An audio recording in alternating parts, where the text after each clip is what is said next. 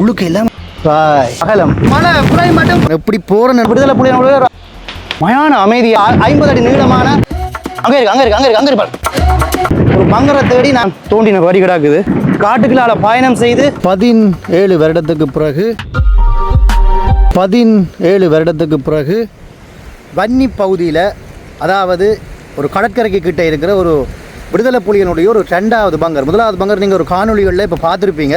இது 2வது பங்கர். அந்த பங்கர் எப்படி இருக்குது, அந்த பங்கருக்கு நான் எப்படி போனான், அந்த பயண அனுபவத்தை, அது ஒரு திகில் அனுபவமாக இருந்துச்சு. அதை உங்களுக்கு நான் பகிர போகிறேன். இப்போ இதால் நான் போகிறது, இடையில் மலைகள் வந்தது, இடையில் பனங்காடுகள் வந்தது, எப்படி நான் போனேன், எப்படி அந்த பங்கரை அடைஞ்சேன், அந்த பங்கரின் நிலை என்னென்னு சொல்லித்தான் இந்த காணொலியில் பார்க்க போகிறீங்க. விருடா யூடியூப் சேனலில் பார்க்குறீங்கன்னு சொன்னால் மறக்காமல் சப்ஸ்கிரைப் பண்ணிவிட்டு இந்த காணொலியை பாருங்கள். சரி வாங்க நாங்கள் போகிறோம். இங்கே பாருங்கள், இதுக்காக தான் போகணுமா, நான் எப்படி போகிறேன்ன்றதையும் நான் உங்களுக்கு இந்த காணொலியில் வந்து காட்டுறேன் மக்களே. 2வது பங்கரை தேடி நான் போய்கொண்டிருக்கிறோம். வன்னி பகுதிக்குள்ளே நிற்கிறோம் மக்களே. வந்தன் மக்களே, சரியான மழையாக இருக்குது. இடையக்குள்ளே பங்கரை பார்க்க வரைக்கும் மழையாக இருக்குது, வேறு வழி இல்லை. அப்போ அந்த வடலிൻ്റെ அந்த காஞ்ச வடலிൻ്റെ அந்த இதை பிடிச்சி கொண்டு போகிறேன். ஏன்னா அந்த கடற்கரை கிட்ட தான் நான் இருக்கிறேன், அதில் உள்ளே போய்கொண்டிருக்கிறேன். இப்போ நான் கடற்கரை கிட்ட வந்துட்டேன். இந்த மலை புலை மட்டும் கடலுக்கு ஒதுங்கிட்டு உங்களுக்கு நான் பங்கரை காட்டுறேன். வேறு வழி இல்லை, நின்று தான் போகணும் மக்களே. வந்த இடத்துல உங்களுக்கு கொண்டு காட்டுறேன். இந்த தென்னையில் பாருங்க, இவ்வளோ பெரிய ஓட்டை. இது வந்து இறுதி சுத்தம் நடக்கல. தென்னை எப்படி காயம்பட்டுருக்கு பாருங்க, அந்த போர் சின்னம்பட்டு, அந்த ரவுண்ட்ஸ் பட்டு எப்படி காயம்பட்டுருக்கு பாருங்க. பா என்னப்பா, போவே நிறைய விஷயங்கள் உள்ளே இருக்கும் போல இருக்கு. இப்போ நான் போகிற இடத்துல ஒரு இடத்துல இருக்கிறேன்னு அது வெளியில் உங்களுக்கு வரைக்கும் காட்டுறேன். இங்கே பாருங்க, உள்ளுக்கு எல்லாம் அந்த ரவை சின்ன துவக்கு அண்ணன் பிறங்கண்ணே துவக்கு சன்னங்கள் பட்ட இடங்கள், இந்த தகரங்களை பார்க்குறேன். சரியான களைப்பாக இருக்குது. போகிற வழியில் பாருங்கள், ஆமை கூட பாருங்கள் இவ்வளோ பெருசுண்டு, தொடக்கூட இயலாது. இந்த இவ்வளோ பெரிய ஆமை ஒரு நீல கிடக்குது. இங்கே பாருங்கள் மக்களே, உங்களுக்கு என்னென்னு இது தெரியும், சொல்ல வேண்டிய அவசியம் இல்லை. அந்த துவக்குகள் வைக்கிற மெஷின் வைக்கிற பெட்டி முக்கி மோசமான நிலையில் இருக்குது பாருங்க. இங்கே பாருங்க, அப்படி ஒரு நிலையில் இருக்குது மக்களே. ஒரு மாதிரி நாங்கள் காட்டுக்குள்ளால பயணம் செய்து அந்த அன்னளவா விடுதலை புலிகளுடைய ஒரு 50 அடி நீளமான ஒரு பங்கரை தேடி நாங்கள் பயணித்து கொண்டிருக்கிறோம். இப்போ நான் நிற்கிற இடம் வந்து உங்களுக்கு சில விஷயங்களால் சொல்ல இயலாது. காணொலியை முழுவதுமாக பாருங்கள். இந்த பங்கர் இறுதி யுத்தத்தில் பாவிக்கப்பட்ட ஒரு 2வது பங்கர்.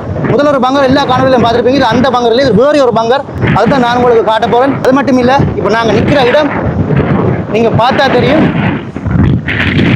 இந்த பகுதிகள் எல்லாமே விடுதலை புலிகளால் பண்ட் அடிச்சிருக்கிறாங்க, மண்ணில் பண்ட் அடிச்சிருக்கிறாங்க. அங்கால பாருங்கள் கடற்கரை இருக்குது.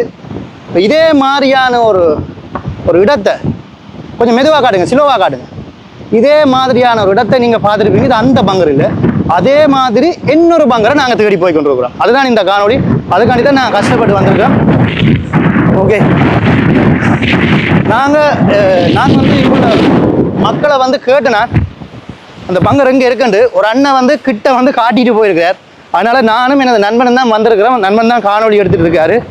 இப்போ முக்கியமாக நாங்கள் ஒரு விஷயத்தை பார்க்கணும். மிஞ்சி வாங்க, ஒரு விஷயத்தை பார்க்கணும். இப்போ பாருங்க, எல்லாம் தோண்டின வரி கிடாக்குது. அது வழியாக ஜூம் பண்ணி காட்டுங்க. அதே நான் அப்படி இருக்குன்னு சொன்னால் சில விஷயங்கள் இங்கே தோண்டி பார்க்கப்பட்டிருக்கு. அதே மாதிரி நல்ல பனைமர காடு. ரைட், நான் கண்டுட்டேன், பங்கரை கண்டுட்டேன் மக்களே. கிட்டத்தட்ட உண்மையிலேயே ஒரு விடயம். அண்மை காலங்களில் விடுதலை புலிகளால் பாவிக்கப்பட்ட பங்கர் என்று சொல்லி காணொலிகள் வந்திருக்கு. இந்த காணொலி நீங்கள் பெருசாக எங்கேயும் பார்த்துருக்க மாட்டீங்க. ஒரு 50 அடி நீளமான ஒரு பங்கரை வந்து கண்டுபிடிச்சிருக்கிறோம். அங்கே இருக்கு பாருங்க. அப்படியா காட்டுங்க கிட்ட. அந்த தெரியுதா கொங்கிரீச், அந்த தெரியுது பாருங்க. அதுதான் 50 அடி நீளமான பங்கர். ரொம்ப கஷ்டப்பட்டு வந்தாச்சு. முதல்ல இந்த இடத்தை பாருங்க. இறுதி யுத்தம் நடந்த இடம் என்று மட்டும் உங்களுக்கு நான் சொல்லுவேன். ஏன்னு சொன்னால் சில காரணங்களுக்காண்டி இங்குள்ள மக்கள் அதை சொல்ல வேணாம் வேண்டியிருக்கணும். அது ஏன்னு எனக்கு தெரியலை. ஓகே, ஆனால் இங்கே வந்து நிற்கல வந்து மயான அமைதியாக இருக்குது. என்று சொன்னால் ஏராளமான மக்கள் இந்த இடத்துல இறந்துருக்குறாங்க. உக்கிரமாக யுத்தம் நடந்த இடம். ஏற்கனவே ஒரு பங்கர் வீடியோ நீங்கள் பார்த்துருப்பீங்க, நான் போட்டுனேன். ஆனால் இது வேறு பங்கர், அதனாலவா ஒரு 50 அடி நீளமான பங்கர். ஓகே மக்களே, இதுதான் அந்த பங்கர் எப்படி இருக்குன்னு பாருங்கள். இப்போ நான் வந்து முயற்சி செய்ய போகிறேன், இதுக்குள்ளே போகலாமா இல்லையா என்று சொல்லி பார்க்க போகிறேன். இங்கே பாரு, சரியான மன வருத்தமாக இருக்குது. நான் பங்கருக்கு உள்ளே போக முயற்சி செய்ய போகிறேன். ஆனால் இங்கே பாருங்கள், ஒரு கொஞ்சம் பக்கம் உடப்பட்டுருக்குது. சரி, இதில் நான் ஹெல்மெட்டை வச்சுட்டு அப்படியே உங்களுக்கு உள்ளே போய் காட்டுறேன். இங்கே பாருங்கள், எல்லாம் வந்து உடப்பட்டு போய் கிடக்குது. பொதுவாக நீங்கள் அப்படியே பங்கரை பாருங்கள். இந்த பங்கரை பார்த்தீங்கன்னு சொன்னால் எல்லாம் உடப்பட்டு போய் கிடக்குது. இப்போ நாங்கள் ஒரு 360 டிகிரியில் வந்து இந்த பங்கரை வந்து உள்ளே சுற்றி பார்க்க போகிறோம், உள்ளுக்க போக முயற்சி செய்ய போகிறோம். இதை நீங்கள் எங்கேயும் பார்க்க மாட்டீங்க. இது வந்து கடற்கரைக்கு இருக்கிறதால விடுதலை புலிகளினுடைய ஒரு படைப்பிரிவு, அந்த பேரை சொன்னால் கூட பிரச்சனை வரலாம், அந்த படைப்பிரிவு இது பாவிக்கப்பட்டதாக இங்குள்ள மக்கள் இதை சொல்கிறாங்க. ரைட், இங்கே வேறு வாசல் பகுதி ஒன்று இருக்குது. ஆனால் என்ன கவலை என்று சொன்னால் வாசல் பகுதி மூடப்பட்டிருக்கு. ரைட் மக்களே, இதால் தான் உள்ளே போகிறது. இங்கே பாருங்க, இதுக்கு மேலேயெல்லாம் வந்து இந்த இரும்புகள் வந்து வச்சுருக்க வாய்ப்பு இருக்குது, இந்த ரவுண்ட்ஸுகள் படாமல். ஆனால் என்ன கவலையான விடயம் என்று சொன்னால் மண்ணால் மூடப்பட்டிருக்கு, உள்ளே போய் பார்க்க இயலாது. இது அப்படி இருக்காங்க, கொண்டு வாங்க இந்த வாசலை காட்டுவோம். ஏற்கனவே நீங்கள் ஒரு பங்கரை பார்த்துருப்பீங்க. ஆனால் இந்த பங்கர் வந்து இங்கே பாருங்க, அப்படியே நாங்கள் அப்படியே இந்த பனங்காட்டுக்கால நடந்து வந்தால் அப்படியே உள்ளே போனால் போக இல்லாது. இந்த இடத்த அடைச்சிட்டினேன். சரி, அப்படியே இங்கே பாருங்க, எல்லாம் இடிஞ்சு போய் கிடாக்குங்க, எல்லாம் இடிஞ்சு போய் கிடாக்கு. சரியா, இடிஞ்சு போய் கிடாக்குது. அப்படியே இந்த சைட்டால் போய் பார்த்தா இதில் வந்து பெரிய பெரிய மண் குவியலா வந்து கிடக்குது. ஓ, இதெல்லாம் வந்து பாருங்க, இங்கே இந்த சீட் போட்ட அடையாளம். இது வந்து மேலே ஏதோ இது மாதிரி போட்டிருக்கணும், ஒரு வலை மாதிரி போட்டிருக்கணும். ஆனால் உள்ளே தான் விட்டுருக்கணும். இதுக்கு மேலே கொங்க்ரீட் வந்து போடுறதுக்குரிய வாய்ப்பு குறைவு. இது தொடர்பாக ஏதாவது தெரிஞ்சால் கருத்துக்களை கீழே வந்து தெரிவிங்க. வந்து மக்களே, சறுக்கு சரியான சறுக்காக இருக்குது. இப்போ நீங்கள் அந்த விடுதலை புலிகளினுடைய ஒரு 50 அடி உயரமான, அது 50 அடி அகலம் நீளமான அந்த பங்கரை பார்த்து கொண்டிருக்கிறீங்க. இது எத்தனை அடி ஆழம்ன்றது தெரியாது. நான் அந்த பங்கரனுடைய ஆழப்பகுதியில் வந்து நான் வந்து நிற்கிறேன். ஆனால் இது மேலே வந்து உடைச்சி எடுத்துட்டினேன். உடைச்சி எடுத்து மண் வந்து போட்டுட்டினேன். எப்படி இருக்குன்னு பாருங்க, அந்த அகலத்தை பாருங்க. இங்கே ரவுண்ட்ஸுகள் படாமல் இந்த அகலத்தை பாருங்க. கிட்டத்தட்ட ஒரு 2.5 அடி நீளம் இந்த அகலம். ஒரு சுவர் தூண், அந்த பெரிய செல்லுகள் கிட்ட விழுந்தா கூட உள்ள வந்து சன்னங்கள் வராது. எப்படி இருக்குது பார்த்தீங்களா? இறுதி யுத்தம் நடந்த இடங்களில் இப்படியான போர் வடுக்கள் இன்னும் இருக்குது. அதோட இங்கே கீழே இருந்து பாருங்க எப்படி வழக்குதுன்னு காடுது.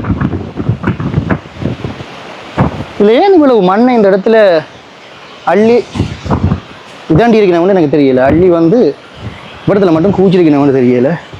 சரியோ, ஓகே. இதில் ஒரு தூண், இதில் ஒரு தூண், அதே மாதிரி இதில் ஒரு தூண் இருக்கு. கடற்கரையிலிருந்து வெறும் ஒரு 50 மீட்டர் தூரத்தில் இந்த பங்கருக்கு இருந்து கடலை வந்து ஒரு பார்க்குற மாதிரியான ஒரு அமைப்பில் இந்த பங்கரை வந்து உருவாக்கியிருக்கணும்.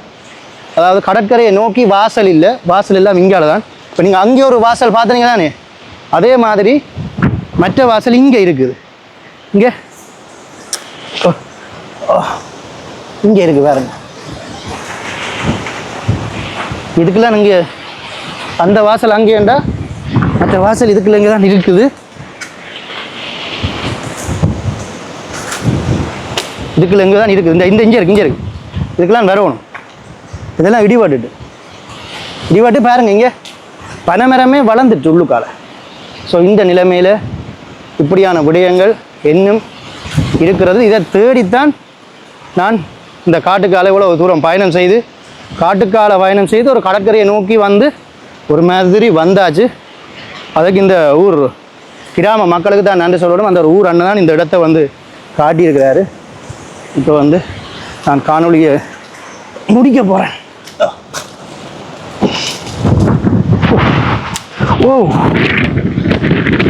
காணொலியை முடிக்க போகிறேன். மக்களே, தனியை மட்டும் இந்த இடத்துக்கு பார்க்கணும் அப்படின்னு சொல்லி தனியை வராது, பிரச்சனை ஆயிரும். இங்கே பாருங்க, கடற்கரை அங்கே இப்படியே ஒரு 50 மீட்டரில் பங்கரி எப்படி இருக்குது பார்த்தீங்களா? அப்படியே அங்கால அப்படியே காடு. ஸோ இதுதான் எஞ்சிய பகுதிகள். இதை யார் யார் இருந்துட்டு பிறந்துச்சுனமோ தெரியாது. நன்றி மக்களே. இது அடுத்த காலோட உங்களை சந்திக்கிறேன். நன்றி.